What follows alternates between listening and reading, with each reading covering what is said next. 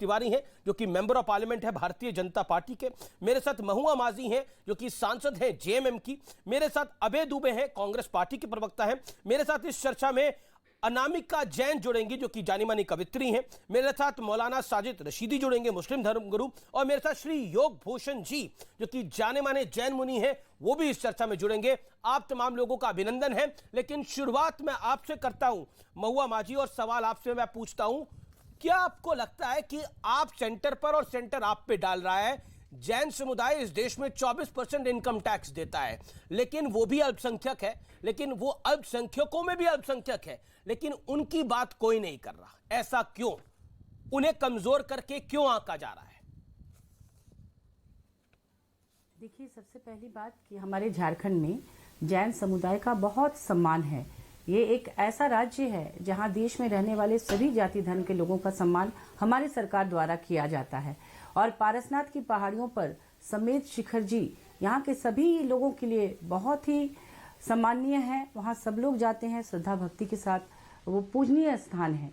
और मैं आपको पहले ही बता दूं, जितने आरोप वर्तमान हमारे झारखंड मुक्ति मोर्चा सरकार पर, माननीय हेमंत सोरेन जी पर और महागठबंधन की सरकार पर लगाया जा रहा है, उससे पहले आप लोगों के लिए जानना जरूरी है कि ये जो झारखंड गजट 2019 22 फरवरी को ये तत्कालीन राज्य सरकार द्वारा ही लाया गया था। ये प्रस्ताव, इसको पर्यटक स्थल घोषित करने के लिए, मैं दिखाती हूँ आपको, ये गजट है, इसकी आप जांच करा ले।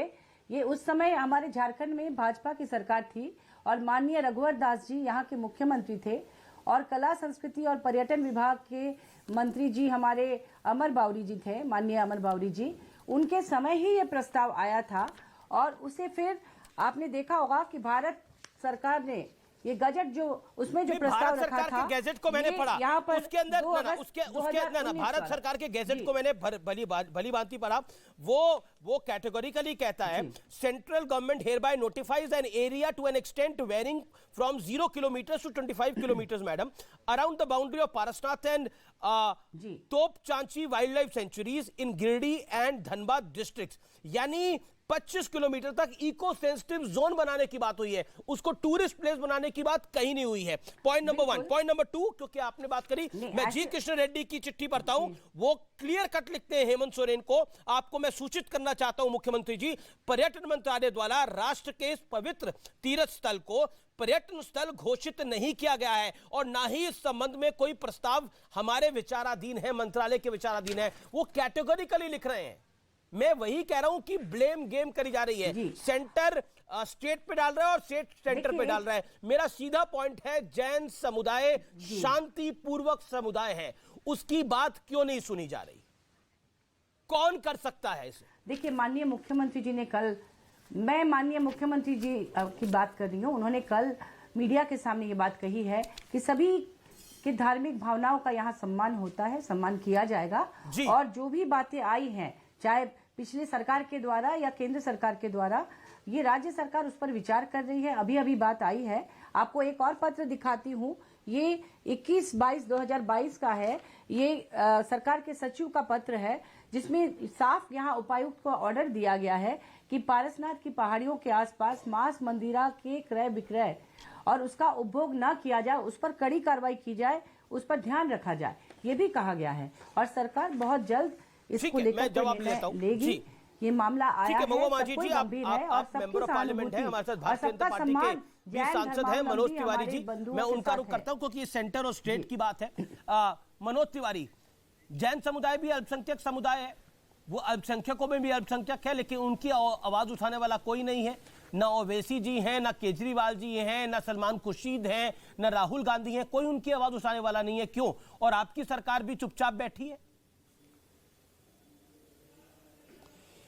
अमीश देवगन जी, एक सबसे पहले मैं आपको बता दूं कि हमारे जैन धर्म का ये जो पवित्रतम स्थान है श्री संवेद शिखर जी, जैन समाज की इस बात को सबसे पहले हम ही ने संसद में उठाया, मुझे जानकारी है। और हम ही ने जब संसद में उस बात को उठाया तो उसी के बाद पर्यटन मंत्री का वो जवाब आया, जहां उन्होंने कहा कि हम तुरंत चिट्ठी लिखेंगे, केंद्र सरकार झारखंड सरकार से निवेदन करेगी कि इस प्रस्ताव को पर्यटन स्थल बनाने के प्रस्ताव को रोका जाए।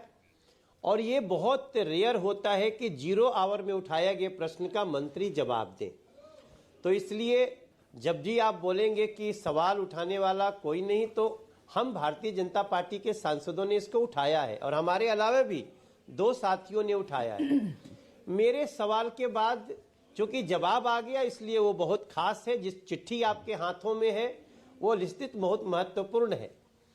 और इसमें 2 और जो बातें हो रही हैं कि झारखंड सरकार के द्वारा इस प्रस्ताव को वापस लिया जाना, और एक गजट की बात हो रही है जो वन पर्यावरण मंत्री ने दिया है।